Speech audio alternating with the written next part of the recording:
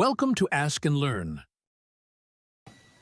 So in exercise 14, we worked with the function f of x is equal to 2x plus 3 squared times x minus 2 to the fifth all over x cubed times x minus 5 squared.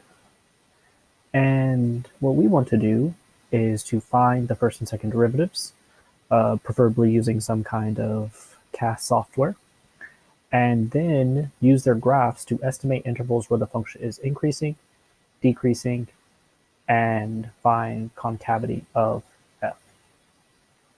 All right, so when we actually worked out exercise 14, you just using the graph of f of x to get approximations, we know that we should have minimums at x is equal to negative 3/2 and x is equal to about 8. So we're just going to keep that in mind just to make sure we get the same values for this. All right, now we should have a vertical asymptote right here at x is equal to 0, as well over here at x is equal to 5. So let's just go ahead and put those in. And I just went ahead and already found f prime using a derivative calculator, because doing that by hand would be way too much work for any sane person. And then I went ahead and graphed it, and I made sure I included all my x-intercepts and all of that. So with this here, you will see that, so this here was around negative 3/2. This here is at 2, and then over here that value was about 8.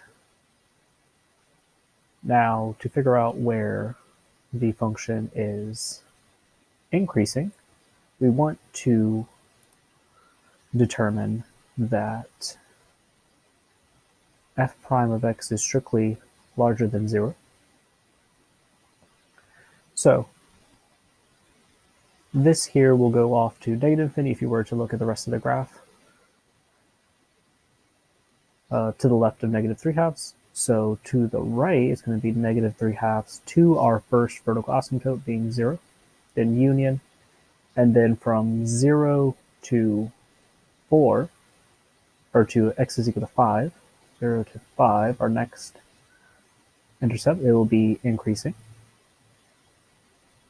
And then after this, we will be positive from 8 to infinity. And maybe I should just draw that over here, the behavior of it looks like that. So it's decreasing, or it's negative to the left of 8 and then positive to the right of 8. All right, so we have our interval of increasing. And now to find where it's decreasing, and let me go ahead and write that above here. This is increasing. Now where the function is decreasing, that will be where f prime of x is strictly less than 0. And that will just be the rest of our interval. So from negative infinity to negative 3/2, union. And then from 5 to 8, it'll be decreasing. And so let's just go ahead and check that the derivative here actually does give us two minimums at x is equal to negative 3/2 and about 8. So into negative 3/2, the function should be decreasing and then increasing after. So that is a minimum.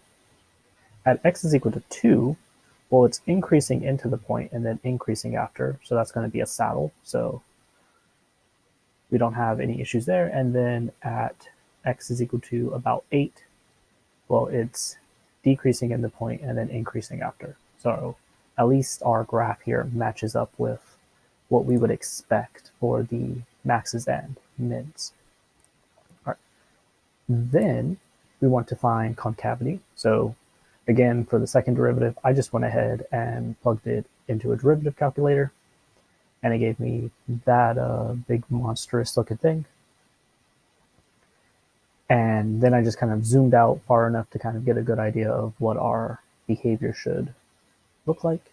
And this is what I ended up with for my graph.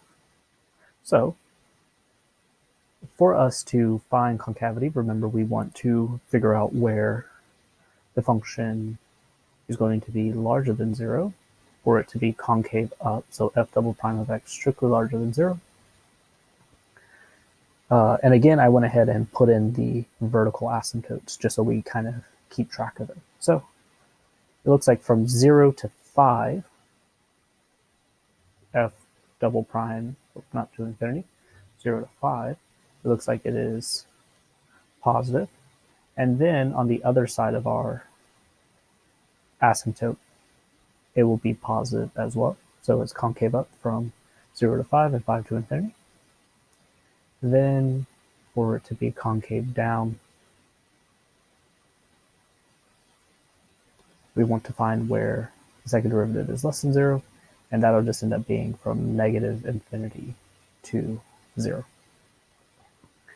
And if you were to go ahead and actually use this information, or at least use it to look at the work we did in number 14, you'll see that it pretty much matches up pretty well with what we have here.